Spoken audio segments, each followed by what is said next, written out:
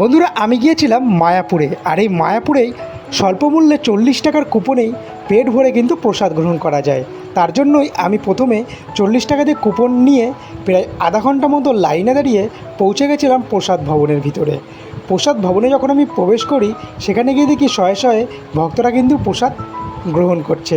তারপরেই আমি চলে গেছিলাম। আর এখানেই দেওয়া হয় খিচুড়ি ভোগ এবং সাদা ভাত। জানি না আজ কি দেওয়া হবে। আগে প্রায় দুবার আমি এসেছি, তখন কিন্তু খিচুড়ি খেয়েছিলাম। প্রথমে আমাদের কাছে চলে এসেছিলো শালপাতার এরকম প্লেট এবং থার্মোকলের একটি গ্লাস, সেখানে পরপর জল, এবং তারপরেই কিন্তু চলে এসেছিলো খিচুড়ি ভোগ, যেটা প্রথমে দেওয়া হয়েছিল। এরপরে চলে সাদা ভাত, সঙ্গে 5 মিশালের একটি তরকারি এবং ডাল, এবং সর্বশেষ দেওয়া হয়েছিল আমড়ার চাটনি। তোমরা যারা যারা মায়াপুরে আসবে, খাওয়া নিয়ে একদমই টেনশন করবে না। প্রথমে এসেই কুপন নিয়ে নেবে। 40 টাকা অথবা 80 টাকা, 100 টাকার কুপনও কিন্তু পাওয়া যায়। এরকম ভিডিও দেখতে চ্যানেলটিকে সাবস্ক্রাইব